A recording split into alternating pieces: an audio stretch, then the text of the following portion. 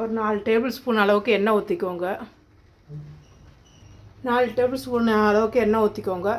ஊற்றிக்கிட்டு அதுக்கப்புறம் அந்த ஸ்பைசஸ் இருக்குல்ல, சோம்பு, பட்டை, கிராம்பு, அன்னாசிப்பூ, கல்பாசி, இது எல்லாத்தையும் போட்டுக்கோங்க.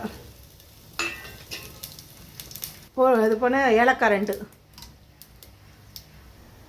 பொரிஞ்சதுக்கப்புறம் வெங்காயம் போட்டுக்கோங்க.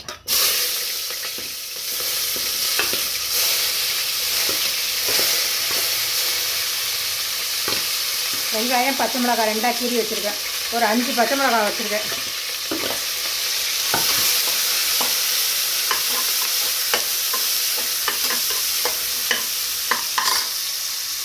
அதுக்கப்புறம் தக்காளி போட்டுக்கோங்க. தக்காளி வதங்கிறதுக்கு உப்பு,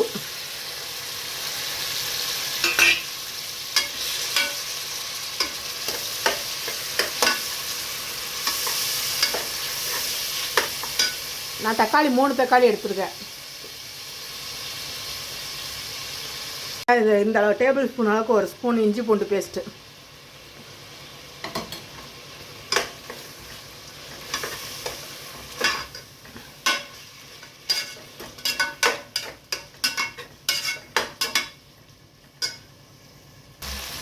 கொத்தமல்லி, புதினா பொடியை வெட்டி போட்டுக்கோங்க. தயிர் 10 ரூபா பாக்கெட் ஒன்று இருக்குல்ல, அது ஊற்றிருக்கேன்.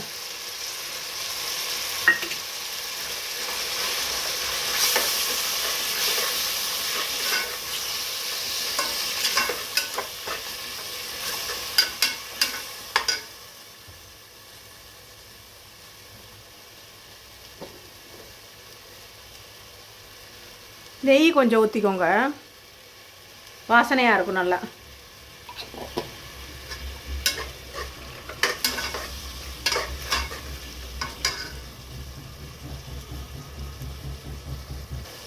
இது கூட 1 ஸ்பூன் மிளகாத்தூள், 1 ஸ்பூன் கரம் மசாலா, 1/2 டீஸ்பூன் மஞ்சத்தூள் போட்டுக்கோங்க. போட்டு அதையும் நல்லா வதக்கிக்கோங்க. நான் 400 கிராம் பாஸ்மதி ரைஸ் எடுத்திருக்கேன் இந்த குஸ்கா செய்கிறதுக்கு. ப்ளைன் குஸ்கா. இந்த மாதிரி நல்லா வதங்கினதுக்கப்புறம் நம்ம அரிசி ஊற வச்சுருக்கோன்னா பாஸ்மதி ரைஸு, அதை போட்டுக்கோங்க. நான் 400 கிராம் எடுத்திருக்கேன் பாஸ்மதி ரைஸு.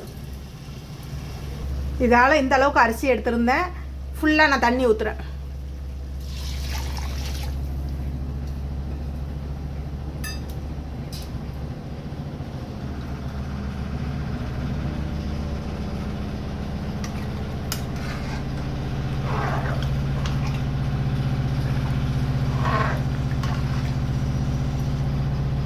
இந்த ஸ்டேஜில் கொஞ்சம் வாயில் டேஸ்ட்டு பார்த்துக்கோங்க.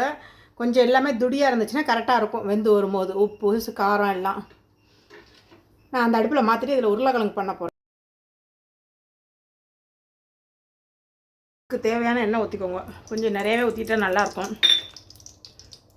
சோம்பு கொஞ்சோண்டு போட்டிருக்கேன்.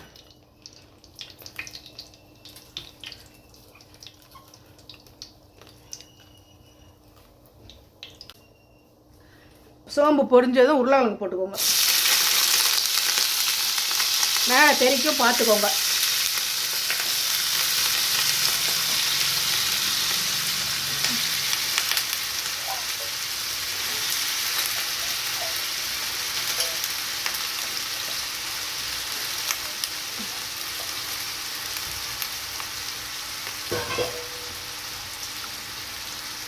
அரை டேபிள் ஸ்பூன் அளவுக்கு இஞ்சி பூண்டு பேஸ்ட்டு.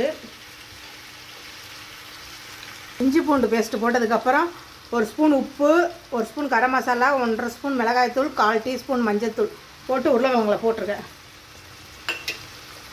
போட்டு நல்லா எண்ணெயில் கிண்டி விடுங்க.